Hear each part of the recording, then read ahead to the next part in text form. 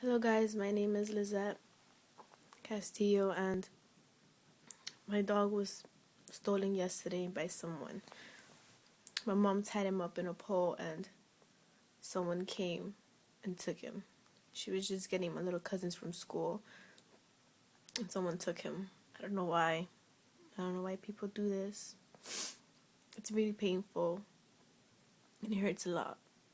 And he's basically my life, my everything, and I don't know what I'll do without him. Please, if anyone knows about him, he's 3 years old. Here's a picture of him. This happened in West New York, New Jersey.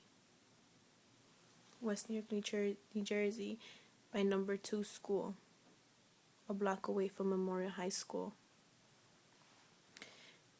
He's 3 years old, and these are the phone numbers: 201-417-0072, 201-223-4357, 201-270-7749.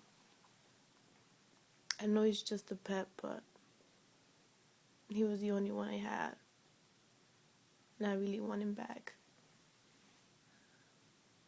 Please, anyone from West New York, New Jersey, Union City, North Bergen, sees him, please help me.